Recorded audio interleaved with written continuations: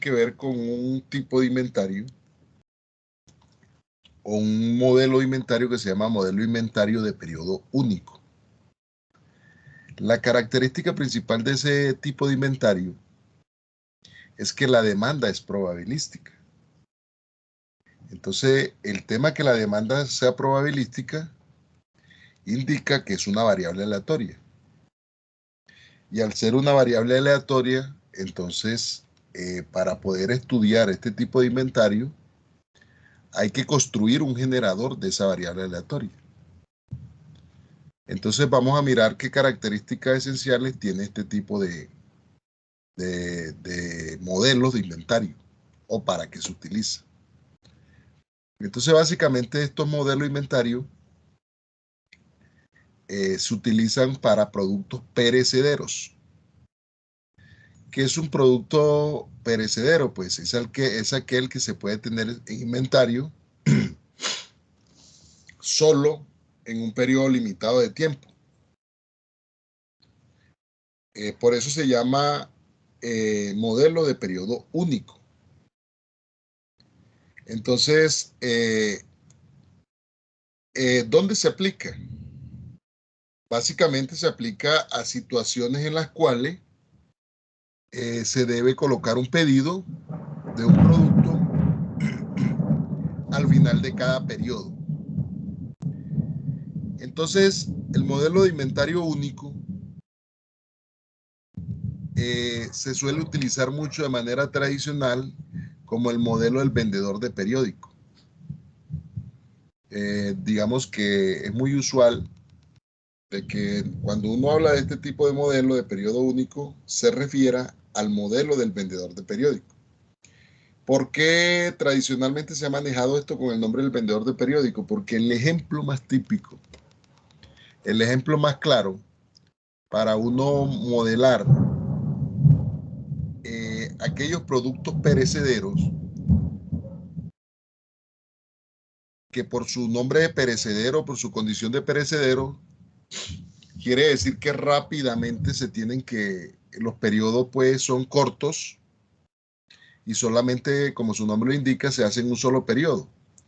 Entonces el vendedor de periódico, el periódico pues es un producto perecedero, es un producto que es de un día, por algo lo dice el vallenato de Jorge Oñate, dice, ¿para qué leer un periódico de ayer si buenas nuevas nos trae el sol de hoy? ¿Cierto? Un periódico luego de un día entra en obsolescencia, se vuelve obsoleto. Entonces, el que vende periódico usualmente solicita una cantidad de periódico, lo cual constituye ¿qué? El nivel de inventario. O sea, esa cantidad de periódico que solicita el vendedor, eso le va a constituir el nivel de inventario. Ese nivel de inventario debe compararse con la demanda.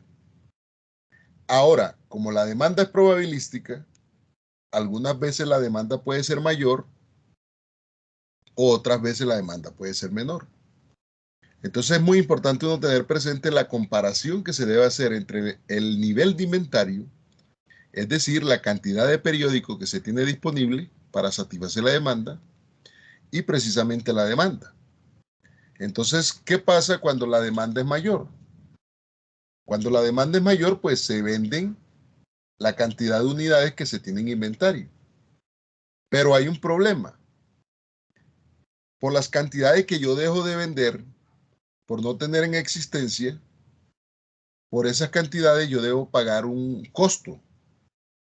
Ese costo usualmente le llama costo de déficit, como veíamos en el algoritmo en otra clase anterior. Eso se le llama costo de déficit. Pero cuando la demanda es menor, significa esto de que van a quedar unidades sin vender. Entonces, ¿qué pasa con estas unidades sin vender? Sencillamente entran en obsolescencia. Es decir, ya esos periódicos, si no se venden ese día, son periódicos que ya no es posible venderlo el otro día. ¿Qué pasa con esos periódicos? Es muy común de que algunos proveedores en horas de la noche, horas de la tarde, cuando ya se ha terminado el día, vuelva y lo reciban para efecto de reciclar el papel. Entonces, ¿qué pasa? Pero lo reciben a un precio, por supuesto, por el suelo. Un precio muy, realmente, pues muy poco, pero también es una forma para el vendedor de periódicos recuperar algo de la plata que ya tiene invertida. Entonces, ese es el tema del vendedor de periódico. O digamos que la dinámica de este modelo de periodo único consiste realmente en qué? En aquellas unidades que quedan sin venderse, se devuelven a un precio que se llama precio de rescate. Como su nombre lo indica, se rescata algo de lo ya invertido. Y por aquellas unidades que no tenga, cuando me lo demanden, sencillamente se va a pagar un costo de déficit. Entonces, por supuesto que nosotros vamos a tener esta demanda por ser probabilística determinada por una distribución de probabilidad. Algunos a veces hablan en otros términos y dicen, no, se subestima la demanda. ¿Qué significa subestimar la demanda?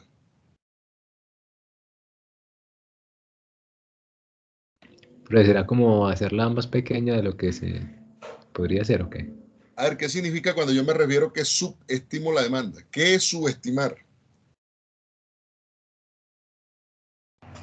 Pues me imagino que creer que es más pequeña, ¿no? Uno Creer, considera que esa como tal. creer que es más pequeña, o sea, es creer que va a ser pequeña pudiendo ser mayor, ¿cierto? Es de más, en otras palabras, como yo no sé con certeza cómo será la demanda y yo la subestimo, entonces yo creo que la demanda va a ser menor que la cantidad de unidades que tengo en inventario. ¿Y qué significa sobreestimar la demanda?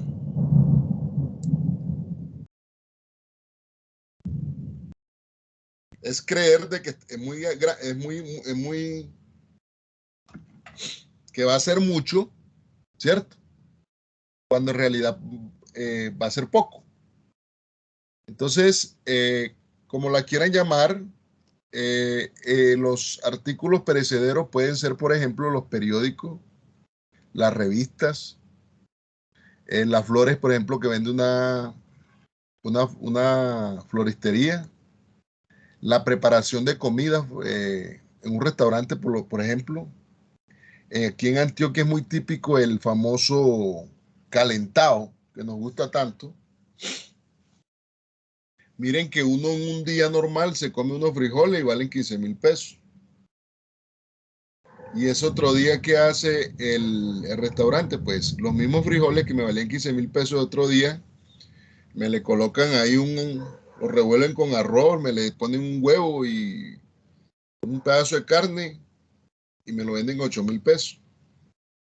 Entonces, el calentado es una forma de rescatar algo de lo que no se pudo vender el día anterior.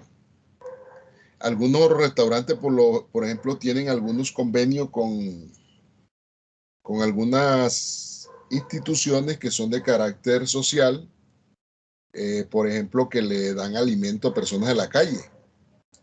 Entonces ya en las horas de la noche esa comida que va quedando, pues la venden a muy bajo, a un precio mucho más bajo. Y la idea de eso es precisamente rescatar algo de lo que se tenía. Otro tipo de ejemplos son los árboles de Navidad, la ropa de temporada, los automóviles nuevos al final del año. También tiene que ver con las reservaciones en una línea aérea para un vuelo en especial. Entonces son muchos los ejemplos, el que vende empanada. Son muchos los ejemplos de productos en los cuales se puede aplicar este modelo de inventario. Entonces vamos a la plataforma y vamos a buscar el taller para que solucionemos el problema número 1.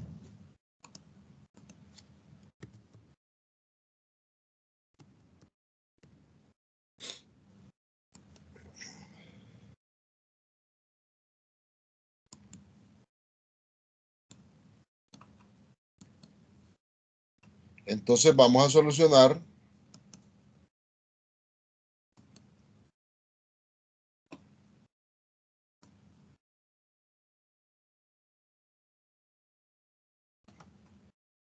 el problema número 1. Mire que el problema como tal habla de un vendedor de periódico. Pudo haber sido un vendedor de empanada, un vendedor de comida en un restaurante, etcétera, etcétera. Entonces dice, un vendedor de periódico compra los periódicos en paquetes de 10 a 33 pesos cada uno, cada periódico, y los vende a 50 pesos cada uno. Los periódicos sobrantes los vende al final del día a 5 pesos cada uno. El costo de no tener un periódico disponible para la venta se estima en 17 pesos cada uno. Entonces, al analizar las ventas del pasado, se descubre que existen 3 distribuciones de la demanda dependiendo de las noticias que figuran en el periódico. Un día de buenas noticias da como resultado encabezados interesantes para muchos clientes potenciales. Los días normales y malos tienen un encabezado de menor interés. Históricamente, el 35% de los días han sido buenos, el 45% normales y el 20% malos. La distribución de la demanda se resume a continuación.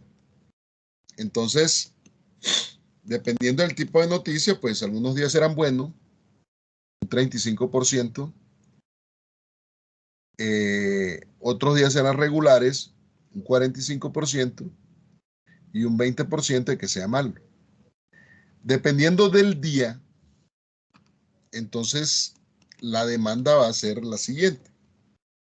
Si el día es bueno, la demanda puede ser de 70, 80, 90, 100 unidades, dependiendo, pues, con su respectiva probabilidad. Si el día es regular, podría ser de 40, 50, 60, 70, con su respectiva probabilidad. Y si el día es malo, podría ser también de 10, 20, 30, 40, también dependiendo de su respectiva unidad.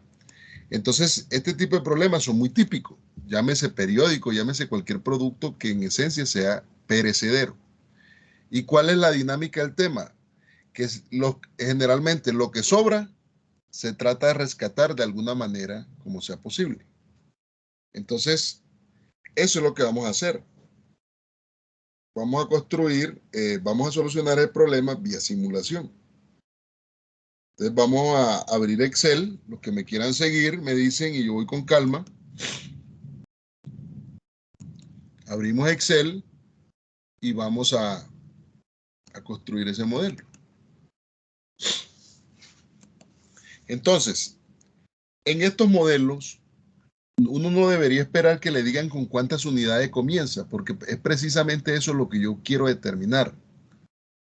Yo quiero determinar cuántas unidades debe pedir el vendedor de periódico para minimizar los costos y, por supuesto, para aumentar la utilidad. Entonces, yo por lo menos voy a escoger 50. Profe, ¿por qué 50? Pues no, yo me ocurre, pudo haber sido 45, pudo haber sido 60. A mí se me ocurre 50. A pesar que acá el problema dice realizar para Q igual 10, yo lo voy a hacer para 50. Entonces, voy a tomar los datos. Me dicen que el precio de ese producto es de 50 pesos también. Me dicen que el precio de rescate, voy a colocar como PR, es igual a 5 pesos, que el costo de déficit vale 17 pesos. Y además de eso me dicen que el costo de compra C, él los compra a 33 pesos cada uno. 23 pesos cada uno. Entonces mire que esta es la información que me da el problema. Vamos a revisar bien. Los compra a 33 cada periódico, los vende a 50. Los sobrantes los vende al final del día a 5 pesos. Eso lo llamamos precio de rescate. El costo de no tener un periódico disponible para la venta se estima en 17 pesos. Quiere decir que ese es el costo de déficit. Ya viene el tema de las distribuciones. Entonces, ¿qué vamos a hacer? Pues vamos a entonces construir los generadores de cada distribución. Vamos aquí a recortar la pantalla para llevarnos esto una vez para allá.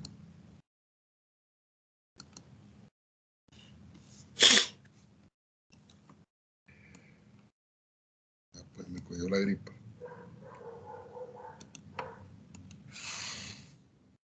Entonces, vamos a hacer la distribución del tipo de día. Tipo de día. El tipo de día puede ser bueno, regular, malo. Las probabilidades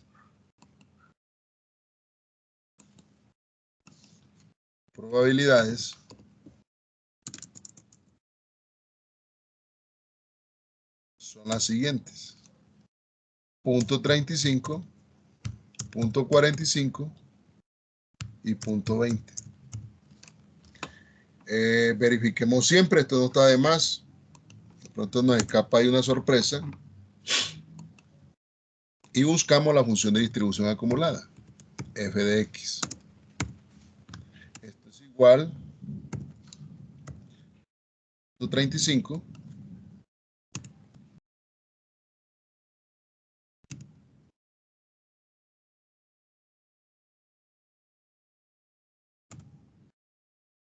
y va a ser igual a punto 35 más punto 45. Y esta última va a ser 1. Entonces ahí tenemos la función de distribución acumulada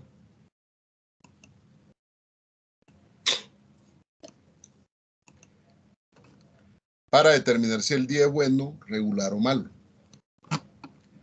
Dado el día, vamos a tener entonces de que el día puede ser bueno.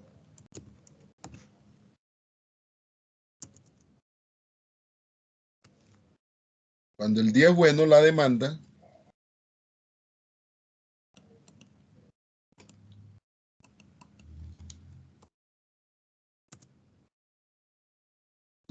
va a ser 70, 80, 90 y 100. La probabilidad de D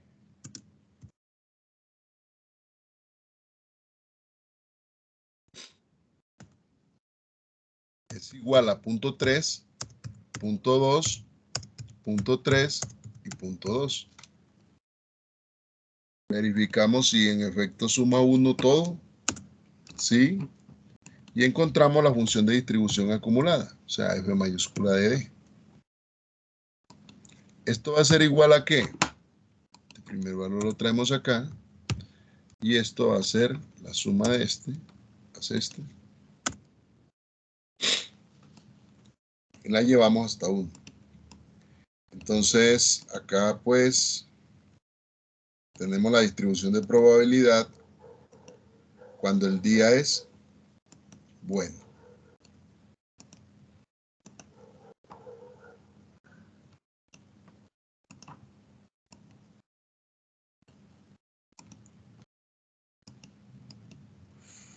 Bueno, ahora vamos a mirar cuando el día es... Vamos a entrar esto también acá un momentico. Cuando el día es regular. Entonces, cuando el día es regular,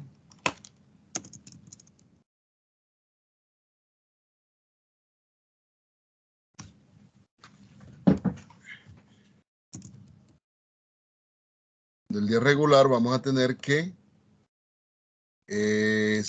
la demanda es 40, la demanda es 50, la demanda es 60 y la demanda es 70. Las probabilidades son 0.4, 0.2, 0.3 y 0.1.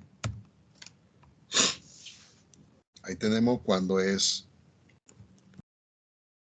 el día es malo. Cuando el día es malo, entonces tenemos que esto es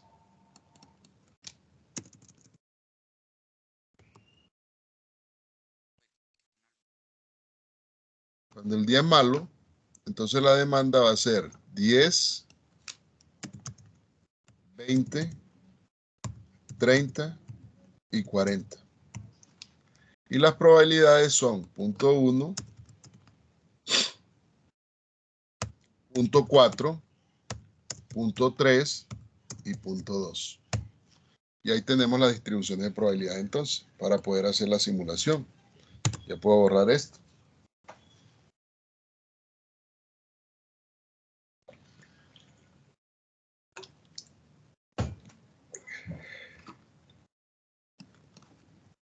Entonces,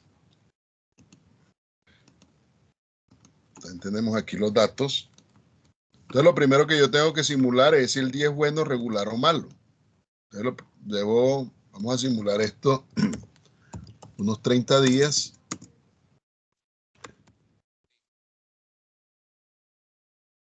Simulemos estos 30 días.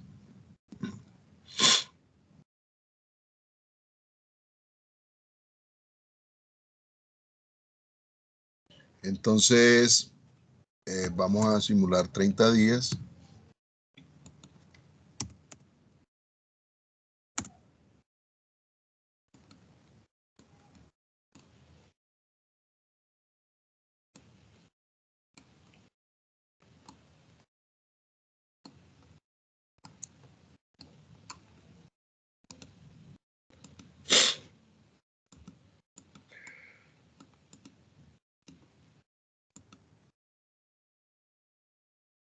Bueno, y vamos a generaros unos aleatorios R sub I.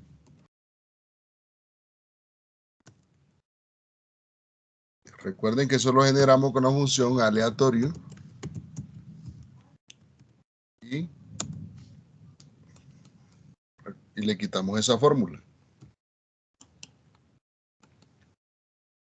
Bueno, entonces ahora sí, tipo de día. Vamos a simular el tipo de día. Voy a decir si el número aleatorio es menor o igual a 0.35, significa esto que el día es bueno.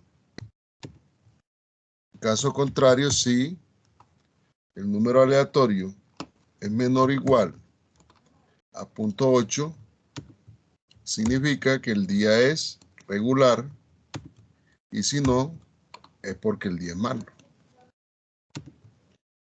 Damos 2 y listo. Y ahí tengo el tipo de día.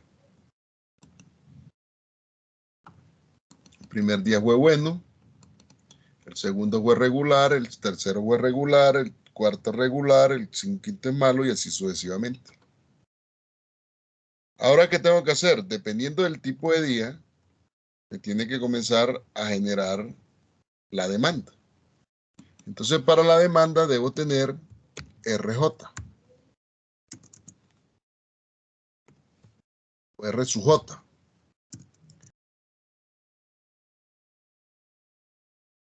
Vale la pena que yo aclarar de que yo diferencio estos RI y RJ para indicar que son dos series distintas que debo generar.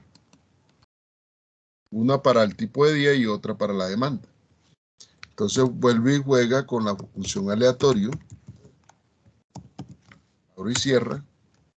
Y le quito la fórmula. Y voy a simular entonces ya la demanda, que va a depender del tipo de día.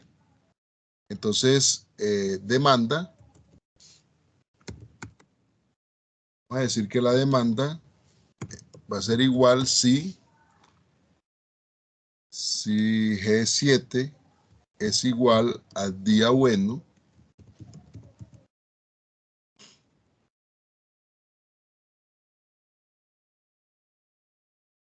si es igual al día bueno, entonces si es bueno, genere el aleatorio. El aleatorio es menor o igual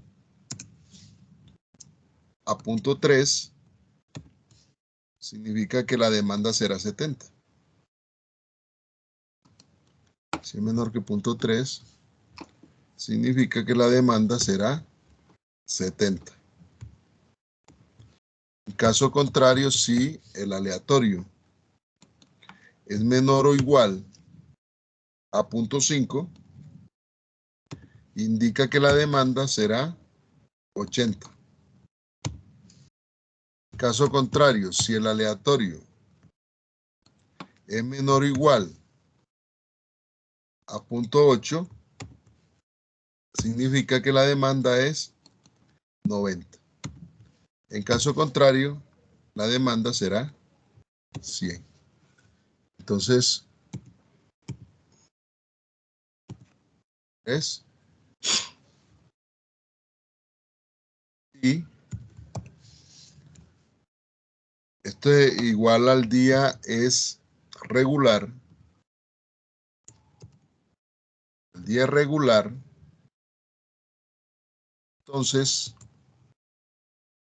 pregunta si el aleatorio es menor o igual a 0.4. Significa esto que que la demanda, perdón, va a ser igual a 40. En caso contrario, si el aleatorio es menor o igual a 0.6, significa que la demanda será de 50. En caso contrario, si el aleatorio es menor o igual a 0.90, significa que será una demanda de 60, y si no, es porque es 60. Ramo 1, 2, 3.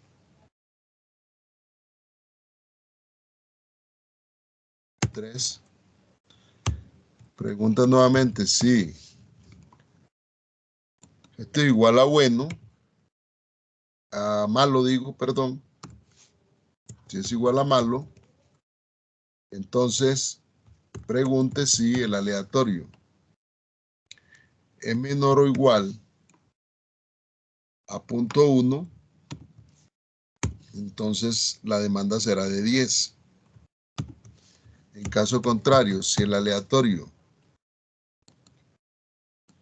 es menor o igual a 0.5, entonces quiere decir que esto es igual a 20.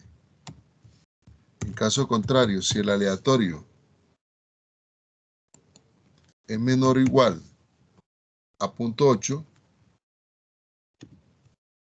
significa que esto va a ser igual a ¿qué? A 30. De lo contrario, esto será igual a 40. Cierro esto 3 veces también. Y por último, pues si eso es igual a 0, cierro. Ahí hay un error que se soluciona aquí. Y listo.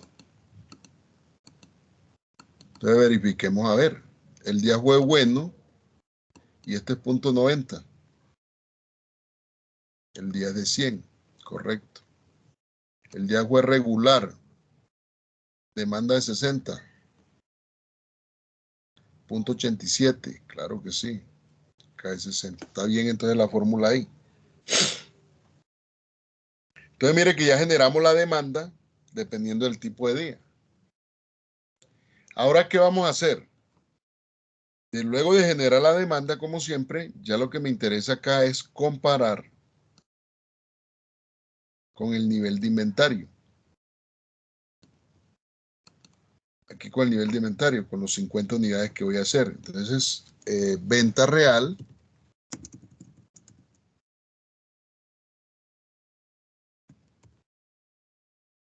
Y esa venta real, ¿qué va a hacer?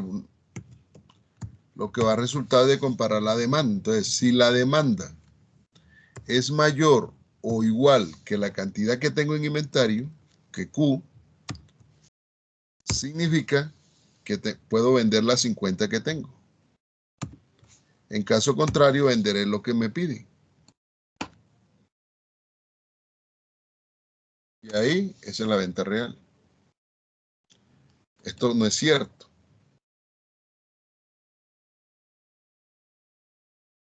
Esto no es cierto. Que no estoy comparando esto con esto mismo, que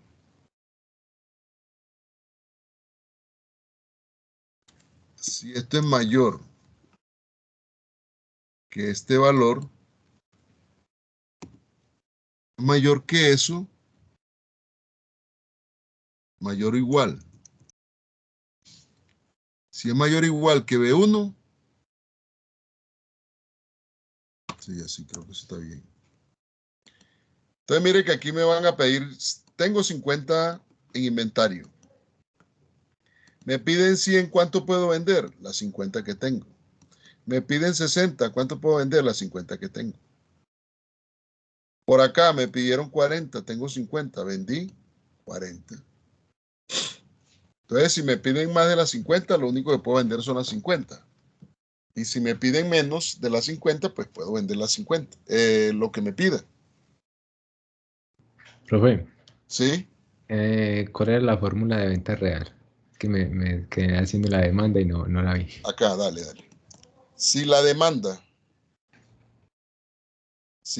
es mayor que la cantidad que tengo en inventario, se vende lo que tengo en inventario. Y si no, se vende lo que me demanda. ¿Sí la pillaste? Sí, sí. Ojo, si la demanda es mayor que la cantidad que tengo en inventario, se vende lo que tengo en inventario. Mayor o igual. Puede ser mayor o igual. ¿Listo? Listo. Entonces ahí tenemos la venta real. Por esa venta real, pues yo voy a obtener un ingreso. Pero también yo tengo que tener en cuenta, por ejemplo, si yo quiero, estimo cuántas unidades quedaron sin vender. O sea, yo a eso le puedo meter todas las variables que yo quiera. Y puedo estimar directamente los costos de déficit. En fin, depende de los intereses. Si a mí me interesa saber cuántas unidades se dejan de vender o cuántas unidades no se pudieron vender, lo puedo estimar.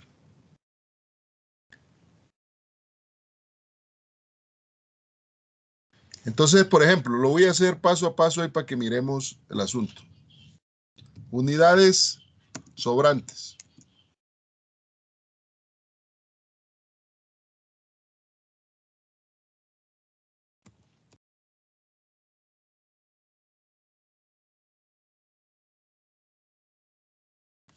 ¿Cuándo sobra?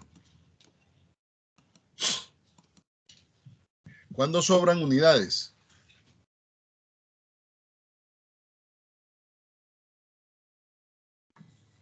Cuando la demanda sea menor, ¿sí o no? O no sé si esa sería, o esa sería la palabra, digamos, sin vender, para que sea más específico. Unidades sin vender. Entonces, ¿cuándo dejo yo de vender? Mejor dicho, ¿cuándo se me queda en el inventario? Cuando la demanda es menor. Entonces voy a decir, si la demanda es menor que lo que tengo en inventario,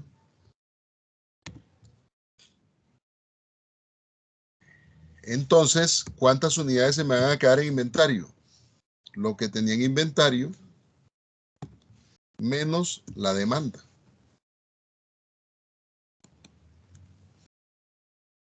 Si no, pues es cero. Entonces, por ejemplo, aquí en este día, mire que me pidieron 100. Yo tenía 50. Vendí las 50, me quedó 0 unidades. El día 4 me pidieron 40. Yo tenía en inventario 50. Me quedaron 10 en inventario. ¿Cierto? Faltantes. ¿Cuáles son los faltantes? Las unidades que pudieron haberse vendido, pero que no se vendieron porque no la tenía disponible. ¿Cuándo ocurre eso? Cuando la demanda sea mayor. Te voy a decir, si la demanda es mayor que la cantidad que tengo en inventario, si la demanda es mayor que la cantidad que tengo de inventario, entonces, ¿cuántas unidades quedan sin vender? La demanda menos la cantidad que tengo en inventario.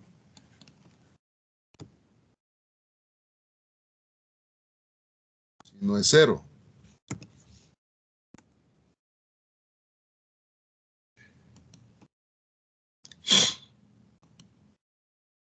Entonces observen aquí. A mí me pidieron ¿cuántas unidades? 100. Solo tenía 50. ¿Cuántas dejé de vender? 50. Aquí me pidieron 60. Tenía 50. Vendí las 50. Me faltaron. ¿Me faltaron qué? Ahora, ¿qué puedo colocar yo aquí con la faltante? Costo de déficit. Costo de déficit. Profe, ¿Sí? una pregunta. ¿Sería un error establecer lo de la venta real usando, pues, o sea, o hacer las simulaciones usando solamente la variable aleatoria de RI? O sea, tendría que sacar las dos RJ siempre. Bueno, esa es una gran pregunta. La verdad, no hay nada que diga. No hay nada que diga que no se pueda. ¿Cierto? O sea, hacer toda la simulación con base en RI. No hay nada que diga que sesgue eso. Podría uno tranquilamente hacerlo con el RI. Porque la verdad, yo no he encontrado información que me diga que con un solo conjunto de números aleatorios yo puedo simular todo. No. Usualmente, para cada variable que se simula, se genera una sucesión de números aleatorios. ¿Cierto? ¿Qué pasa? ¿Qué pasa? Que, ¿por qué se genera? Porque en un computador es fácil uno generar números aleatorios. O sea, hoy por hoy, realmente es sencillo uno generar números aleatorios entre 0 y 1. Hace 40 años era más complicado, porque para cada sucesión de números aleatorios, tú tenías que construir un generador. Entonces sí era tedioso. O sea, si yo tenía 50 variables, yo tenía que generar 50 sucesiones de números aleatorios. Pero hoy, como ya contamos con los hojas de cálculos, con los software y todo eso, y tienen su generador, pues no, realmente es como se llama, ¿cómo te digo? No está de más. Sin embargo, no hay nada que diga que si yo utilizo el RI para todo, esté malo. ¿Sí, sí me hago entender?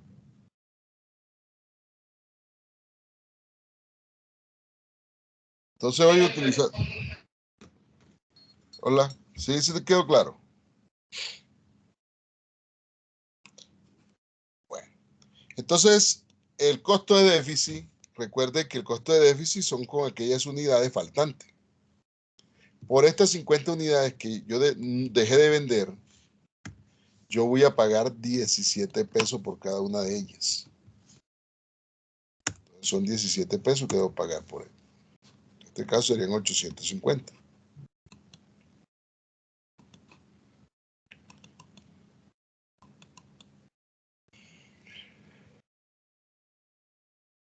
Entonces mire que obviamente el día que no hay faltantes, ese día no se incurre en ese tipo de costos.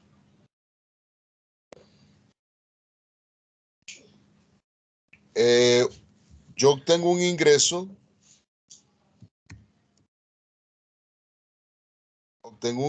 por la cantidad de unidades que venda. O sea, yo puedo decir que la venta real la puedo multiplicar por el precio, que son 50 pesos cada periódico.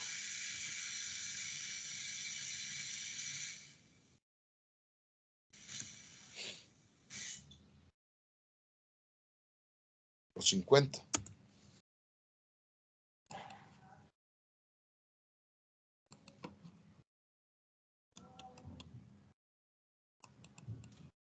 Ahí tengo todos los ingresos por las ventas. Y la utilidad, obviamente, va a ser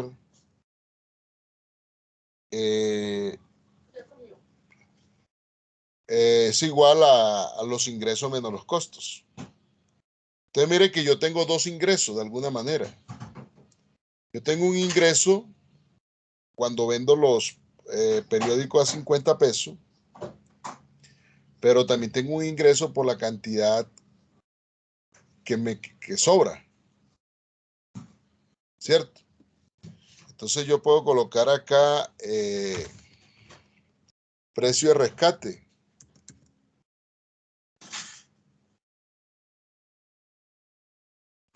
Ingreso por rescate.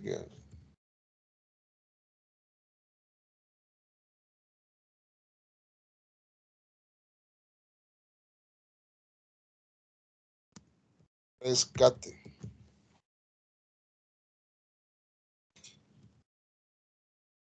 Ingreso por rescate. Este ingreso, pues, va a ser igual a las cantidades que quedaron sin vender. Voy a multiplicar por 5. Que lo tengo acá.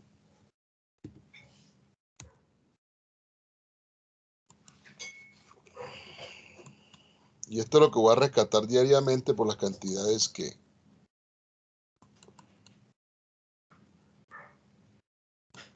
¿Qué?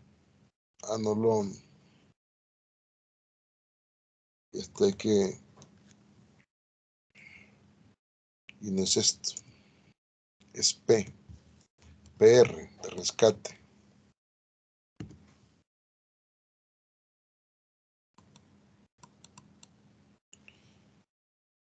Entonces, por ejemplo, este día se quedaron sin vender 20 unidades. 20 por 5 son 100 que se rescató.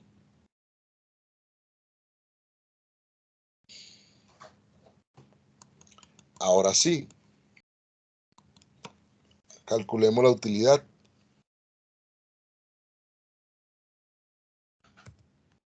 Entonces, la utilidad va a ser igual a ¿qué? A la suma de los ingresos menos los costos.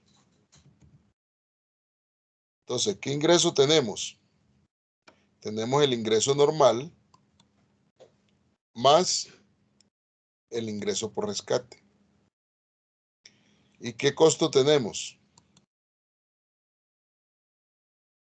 Aquí voy a tener el costo de compra.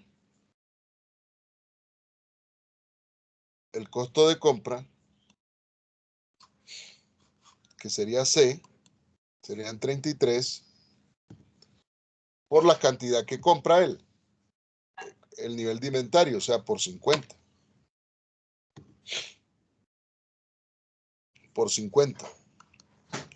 Eso sería un costo más el costo de déficit. Sería otro costo que tenemos ahí.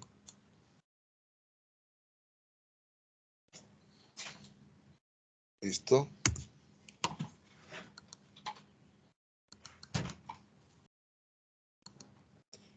Entonces, cuando aparezca negativa, fue porque, por ejemplo, este día no hubo utilidad. ¿Por qué? Cero utilidad.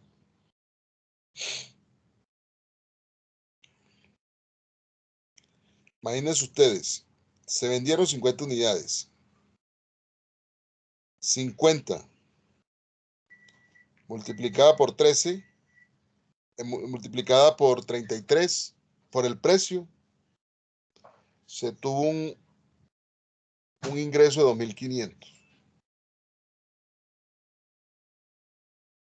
Se tuvo un costo de déficit de 850. Más el costo de compra, que son 50 unidades por 33.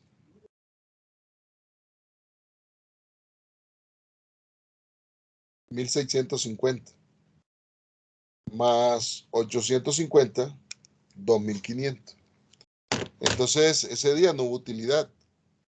El día siguiente hubo 680, el otro 510, este día hubo 50 de pérdida y así sucesivamente.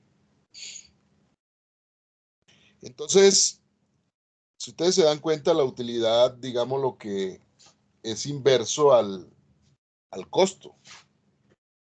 Es obvio que si aumentan los costos, pues disminuye la utilidad, porque los costos están restando pues de los ingresos. Entonces, yo podría, con la función de utilidad, optimizar la cantidad óptima a pedir. Entonces, por ejemplo, acá coloquemos utilidad.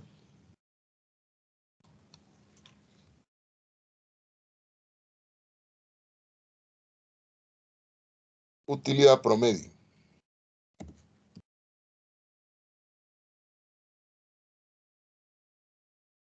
Utilidad promedio. Entonces, la utilidad promedio, pues, sencillamente promediamos la columna de la utilidad, que es ¿qué? P, 2.P. Mire que aquí tengo una utilidad promedio de ¿cuánto? De 398. Ahora, como yo voy a buscar es la cantidad óptima, yo comienzo a producir cambio en la cantidad de inventario.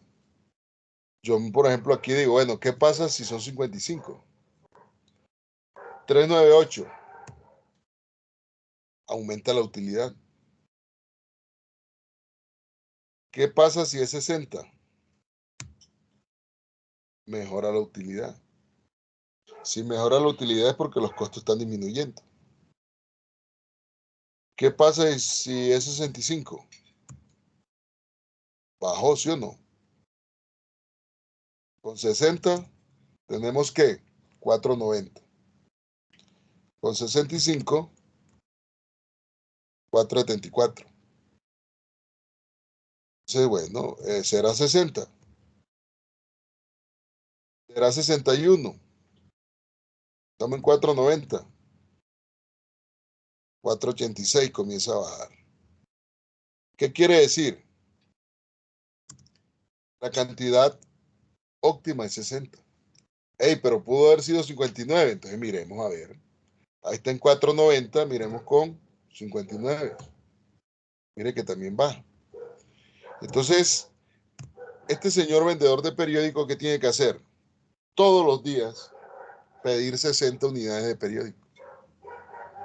Con esas 60 unidades garantiza que, de acuerdo al comportamiento probabilístico de la demanda, él va a tener la mejor utilidad posible.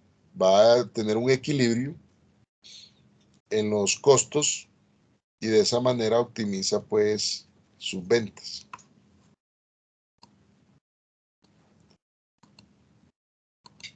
Si hay alguna pregunta, me cuentan.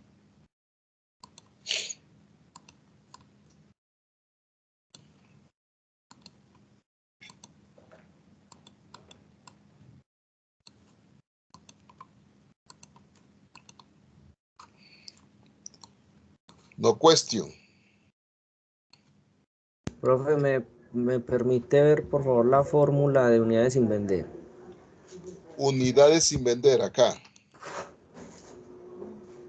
Ok. Ocurre cuando la demanda es menor que la cantidad que se tiene en inventario. Ah, entendido. Sí. Entonces yo pregunto, si la demanda es menor que la cantidad de inventario, entonces la diferencia entre la cantidad que tengo de inventario y la demanda son unidades que no se venden, porque la demanda es menor que lo que tengo de inventario.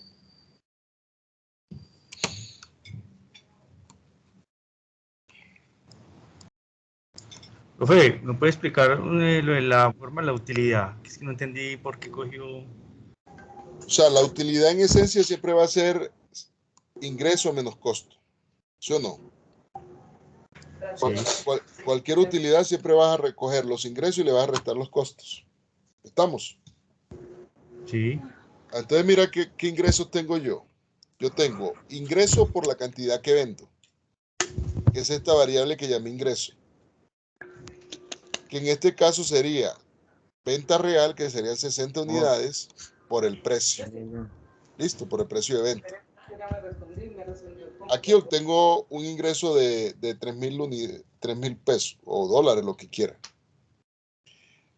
Pero también yo obtengo un ingreso por las cantidad de unidades que devuelvo. Acuérdate que cada unidad que yo deje de vender en un día, la regreso nuevamente al proveedor y él me la recibe por 5 pesos cada periódico que no se vende. sí. Entonces yo tengo dos tipos de ingresos. Yo recibo por lo que devolví, 5 por unidad, y los que vendo, que son 50 por unidad. Entonces, a esa suma, que es acá N7 y O7, le voy a restar los costos a los cuales incurro. Entonces, yo incurro en costos de faltantes cuando la demanda es mayor que la cantidad que tengo en inventario. Cuando dejo de vender, por cada unidad que dejo de vender, debo pagar 17 dólares. Pero también tengo que tener en cuenta el costo de compra. A mí me cuesta cada periódico, ¿cuánto? 33 pesos. Pero como yo diario voy a comprar por ejemplo, en este caso 60, porque aquí lo que se está buscando es determinar cuál es la cantidad óptima que el vendedor de periódico debe pedir para poder garantizar que voy a tener eso en inventario. Entonces, Listo, profe. lo Ahí que ya, hice acá fue la suma de los ingresos menos la suma de los costos. ¿Queda claro? sí, profe, ya cogí bien la fórmula, gracias. Bueno. Entonces, la respuesta aquí, cantidad óptima que debe pedir este señor, son 60 unidades.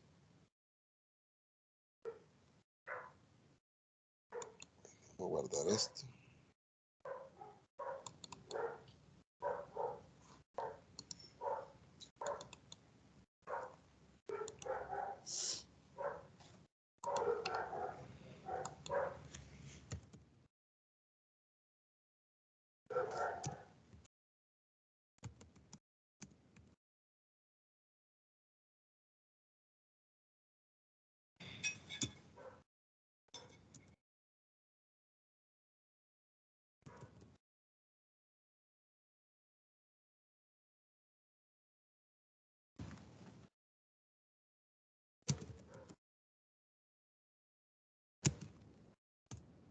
Listo.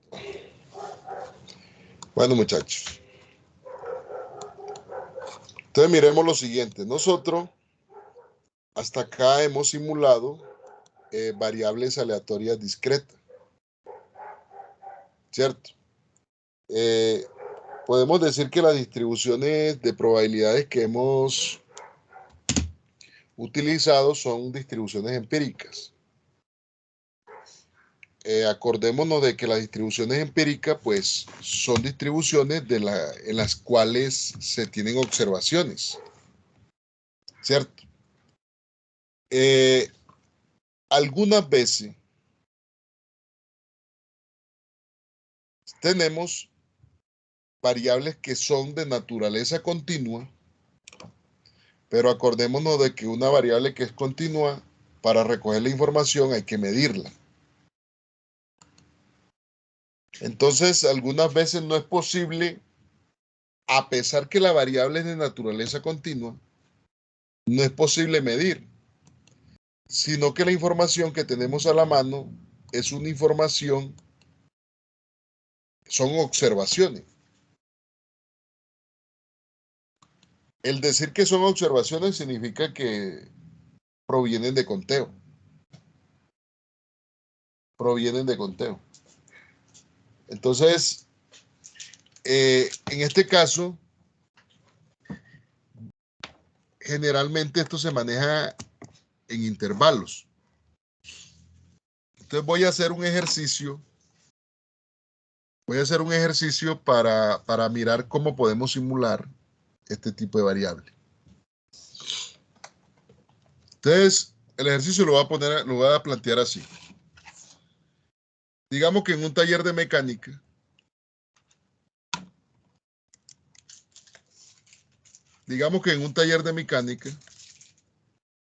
el tiempo que se demora en reparación los vehículos, voy a escribirlo aquí, en un taller de mecánica,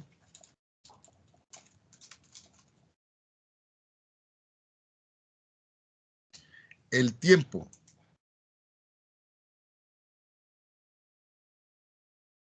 en hora que demoran los autos en reparación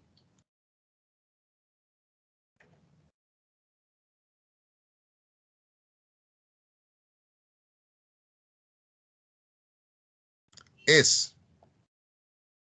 Entonces vamos a mirar esto, la información la puedo recoger en intervalos. Yo puedo decir, vea, los autos que se demoran entre 0 y 5 horas, digamos que la cantidad de autos son, por decir algo, 36.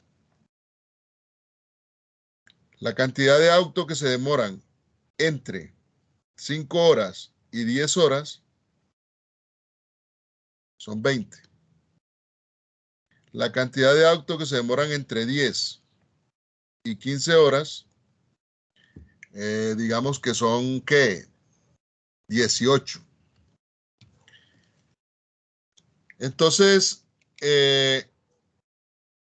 los que se demoran, por ejemplo, entre 15 y 20, por ejemplo. Los que demoran entre 15 horas y 20 horas en reparación son 26. Digamos que eso es información a mí que me entrega, por ejemplo, el taller de mecánica, porque ellos no se me van a poner a medir el tiempo de cuánto se demoró cada uno. O sea, es como tedioso coger 100 autos y andar midiendo cuánto se demoró cada uno. Hoy por hoy, pues, de pronto eso no es tan tedioso con todos los sistemas informativos que hay. Pero esta es una información que no es fácil recoger. Entonces a mí la información me la entregan es así. A mí me dice, por ejemplo, el dueño yo lo único que le puedo decir es que entre 0 y 5 hay 36. Que entre 5 y 10, 20, y entre 10 y 15, 18, y que entre 15 y 20, 26. ¿Eso suma cuánto? 100 autos. 100 autos. Entonces, ¿qué pasa? Que por allá en estadística de Coquito, ustedes calculaban lo que se conoce como la frecuencia relativa, ¿cierto? La frecuencia relativa consistía en dividir la cantidad de observaciones por el total de observaciones. 36 dividido 100, 20 dividido 100, 18 dividido 100 y 26 dividido 100. A esto le llamamos frecuencia relativa. Es decir, que esto es 0.36, 0.20, 0.18 y 0.26. En muchas ocasiones, si yo sumo todos estos valores, eso me va a dar 1. ¿Qué significa esto? Que yo puedo hacer una aproximación de la distribución de frecuencia relativa. Si la suma de todo esto es igual a 1, yo puedo utilizar esa distribución de frecuencia relativa como distribución de probabilidad. Entonces yo lo que tengo aquí es la distribución de frecuencia relativa de ¿qué? Del tiempo que demoran los autos en reparación. Ahora, les digo, no siempre, ojo, no siempre la distribución de frecuencia relativa puede aproximarse a una distribución de probabilidad. Porque no siempre la frecuencia relativa suma 1. Solamente cuando sume 1. Si esto es cierto, yo puedo utilizar, como en este caso, yo puedo utilizar la frecuencia relativa como la distribución de probabilidad. Es decir, yo esto lo puedo escribir así. Intervalo entre 0 y 5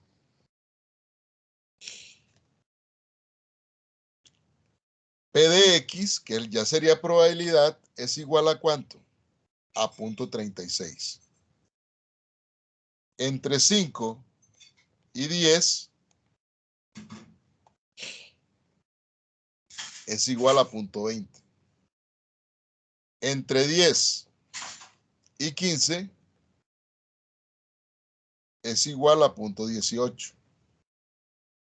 Y entre 15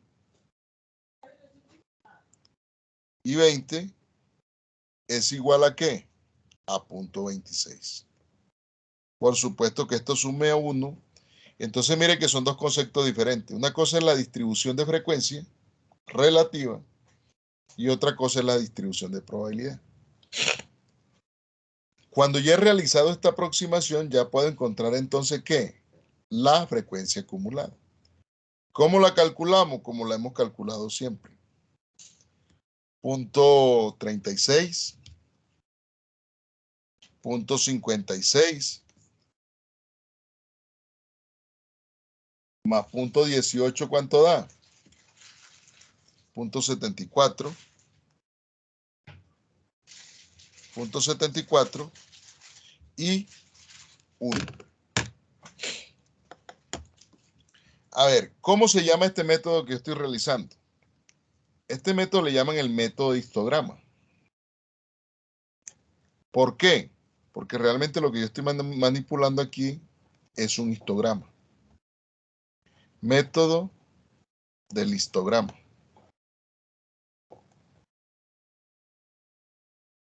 Este método yo lo puedo manejar gráficamente, lo que pasa es que gráficamente no se percibe. Entonces, miren en qué consiste el método. Yo primero debo seleccionar un intervalo. Ustedes se daban cuenta en el otro que yo cogía la f de x. Primero selecciono el intervalo. Y cuando me ubico en el intervalo, entonces genero otro número aleatorio y genero pues el número. Entonces, ¿qué va a pasar acá? Ojo pues, X yo lo voy a generar mediante esta fórmula. Límite inferior más el límite superior menos el límite inferior multiplicado por el número RJ. Ojo con esta fórmula. Esta fórmula es la que me va a permitir a mí generar la variable aleatoria. Entonces, miren lo que vamos a hacer. Lo voy a hacer acá. Genero un RI. Si ese RI, cojo la frecuencia acumulada, está entre 0 y 0.36, si está entre 0 y 0.36, entonces el intervalo va a ser el intervalo 0,5. Recuerden que los intervalos también se pueden expresar acá. Ojo, me voy para la frecuencia acumulada. Si el aleatorio está entre 0 y 0.36, el intervalo elegido va a ser este. Con esto genero un nuevo RJ. Voy a colocar generar RJ.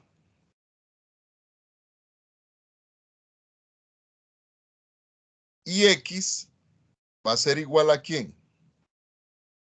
El límite inferior de este intervalo es 0, más el límite superior menos el límite inferior multiplicado por RJ.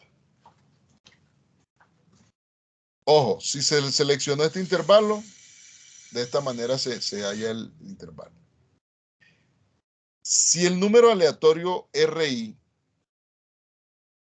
está entre 0.36 y el siguiente valor, que es 0.56, entonces el intervalo seleccionado va a ser entre 5 y 10. Se genera un RJ y se estima el valor. En este nuevo intervalo entre 5 y 10, el límite inferior es 5, más el límite superior, que es 10, menos el límite inferior, que es 5, lo multiplicamos por el RJ generado. Si R está entre 0.56 y el siguiente valor de la distribución acumulada, que es 0.74, significa que el intervalo seleccionado es 10,15. Entonces se genera otro RJ.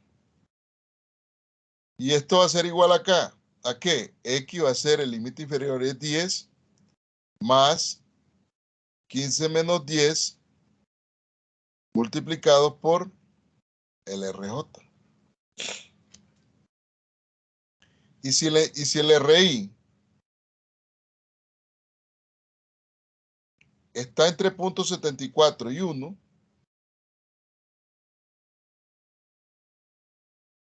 entonces el intervalo seleccionado será el intervalo entre 15 y 20.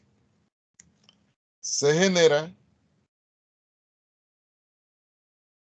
el RJ y vamos a tener que X es igual a ¿qué? A 15 más 20 menos 15 multiplicado por RJ. Y esos son los generadores. Entonces mire que aquí estoy utilizando dos sucesiones de número aleatorio. La pregunta que hacía el compañero ahora también cabe acá. Hey, profe, si yo quiero utilizar el mismo número aleatorio, pues no hay nada que diga que no se pueda. Usualmente se generan dos series. Por eso una la llamo RI y la otra la llamo RJ. Entonces, por ejemplo, hagamos una simulación aquí con ese generador. Entonces yo genero RI. Entonces, por ejemplo, tengo 0.25, 0.96, 0.84, 0.72, 0.02. Y miro acá el intervalo. Entonces, 0.25, busquémoslo de dónde cae. En el intervalo 0, 5. 0.96. El intervalo va a ser entre 15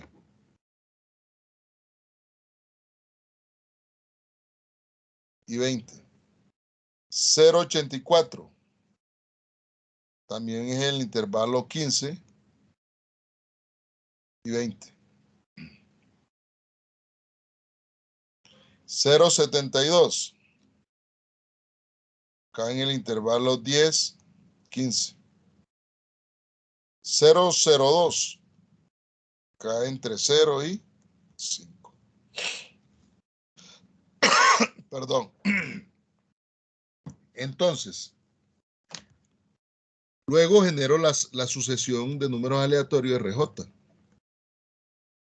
Por ejemplo, 0.08, 0.97, 0.41, 0.62, 0.86, por ejemplo. Y con base en esto, pues, genero los valores de X. Entonces voy a decir, X va a ser igual a ¿quién? A 0 más 5 menos 0 multiplicado por 0,08. En el siguiente, X es igual a ¿qué? 15 más 20 menos 15 multiplicado por 0,97. El otro es X es igual a ¿qué? A 15 más 20 menos 15 multiplicado por 0,41. El siguiente, X es igual a 10 más 15 menos 10 multiplicado por 0,62. Y el otro va a ser igual a 0 más 5 menos 0 multiplicado por 0,86. Realizamos estos cálculos y me va a quedar que el primero es 5 por 0.08. Eso sería 0.4. ¿Tiene sentido? Sí, señor, porque el intervalo es entre 0 y 4. Profe, ¿y eso qué significa? Eso es el tiempo. Estoy simulando el tiempo que demora. 20 menos 5, 5 por 0.97 más 15. Eso da 19.85.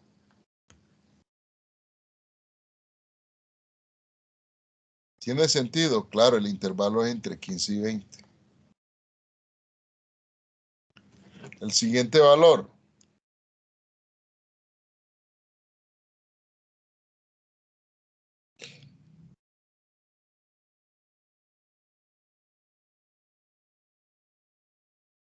$17.05. El siguiente valor.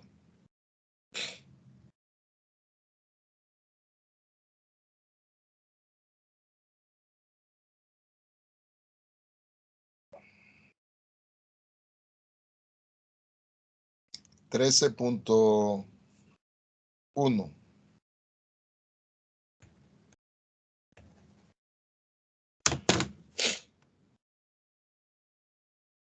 Ah, pucha. ¿Cuánto es que me dio este? 5 por 0.62 a 10. 13.1.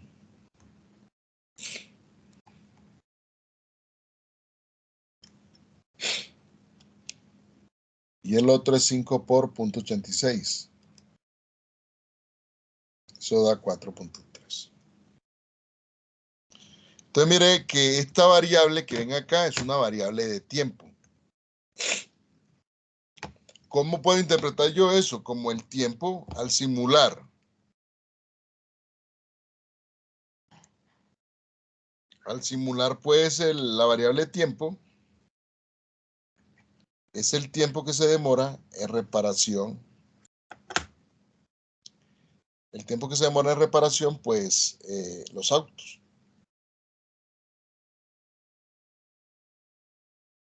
Entonces, generalmente, este método del histograma se utiliza cuando la variable es continua, pero se tienen la información o los datos que se tienen de ellas son observaciones.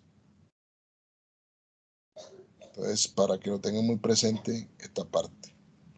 En la próxima clase vemos otro método, que es el método de interpolación. También es un método muy parecido a este, pero varía en ciertos aspectos. Por el día de hoy, muchachos, muchas gracias por la atención dispensada. Si hay alguna inquietud, pues con gusto estaré respondiendo. Si no, que tengan muy buena noche. Gracias, profe. Profe, ¿Sí? qué Sí, pena, dale. yo sí tenía una duda sobre, pues hoy llegó con un mensajito de que había un entregable para el 21, como la primera entrega del proyecto de aula. Si es esa fecha, seguimos pues la Claro. guía que está ahí, La porque guía en que el está ahí. compromiso había otra fecha. El compromiso aparece octubre 21, profe. Exacto, y está para No. septiembre. Es la que está en el compromiso. Es la que está allá. Sí, profe. ¿A usted le llegó un mensaje hoy de eso? Sí, Sí. pero que era para el 21 de septiembre y en el compromiso está que es para el 21 de octubre. Pero pila que son 2 entregas. Revisen bien. Pues si en el compromiso dice que es en octubre, es en octubre. Listo, eso no hay problema. Es lo que diga en el compromiso. 21 de octubre.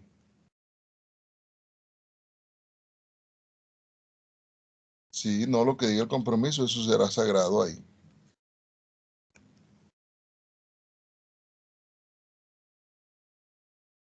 Ah, listo, profe. Venga, yo leo ese compromiso. Compromiso semestre 2.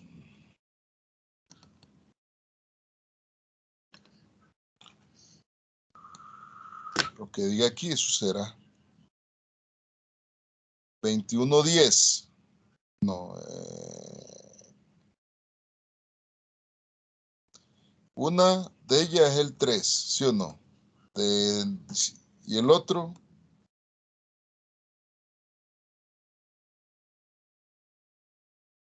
¿Dónde dice eso? Profe, véala ahí la que dice el 21.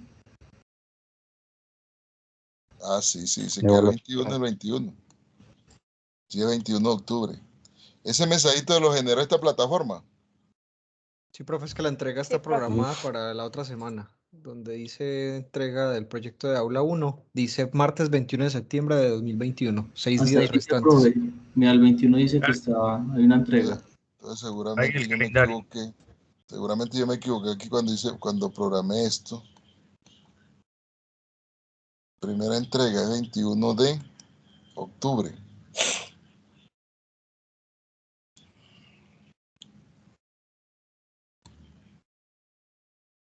Ah, sí, ahí dice septiembre. Esto es octubre. Estamos en el mes 9, sí, es el 10. Listo. Ahí la corregí. Pues muchas gracias. Bueno, Listo, que profe. esté Nos bien. vemos la Gracias, próxima vez, profe. profe. Supongo Bueno, que nos hasta vemos dentro de luego. 8 días ya, ¿cierto? Sí, dentro de 8 días, ¿cierto, profe? Que el Por- jueves no hay clase. Bueno, y clase, ¿por qué?